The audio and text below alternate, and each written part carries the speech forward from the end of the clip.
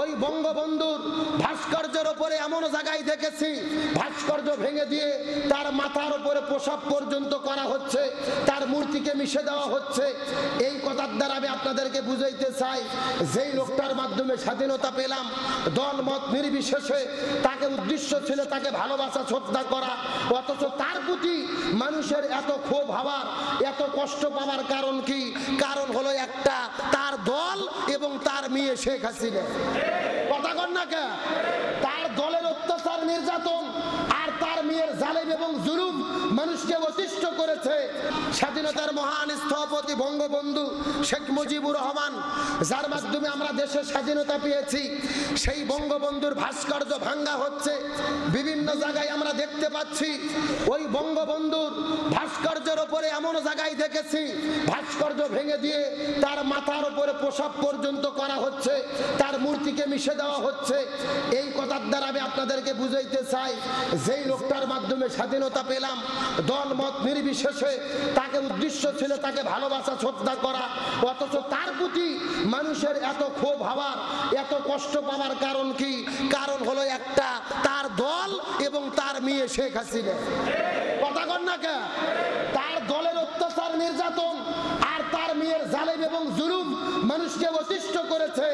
আমাদের গ্রামেও দেখবেন যে যেই সন্তান খারাপ হয়, যেই ছেলে খারাপ হয়, সবাই কিন্তু লাভ দিয়ে বলে, কে রে তোর বাপ যদি ভালো হতো তুই তো এমন হতি না। কথা কন না কা? এখন আমরা তো বঙ্গবন্ধুকে দেখি নাই, শেখ মুজিবুর রহমানকে দেখি নাই। এখন ছাত্রদের চিন্তা হলো শেখ হাসিনা এত খারাপ কেন? তার বাবাও মনে হয় খারাপ ছিল।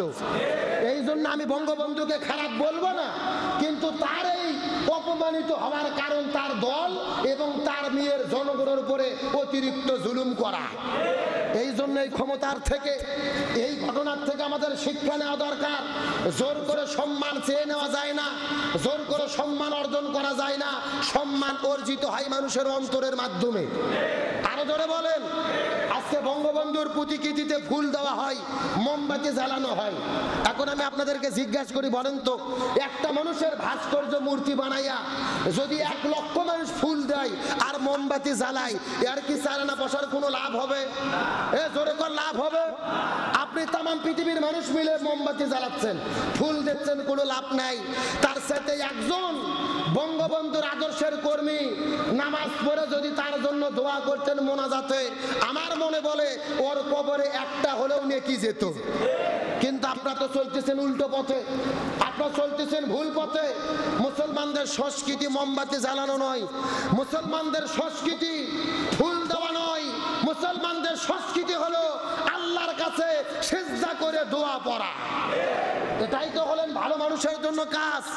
আমরা আল্লামা সাঈদীর জন্য দোয়া করেছি, তিনি দীর্ঘদিন কোরআনের তাফসীর করেছে, তিনি ছিলেন তাফসীর জগতের উপকার। আমরা দোয়া করি আল্লাহ তাআলা আল্লামা সাঈদীকে জান্নাতের মেহমান হিসেবে কবুল করুক, বলেন আমিন।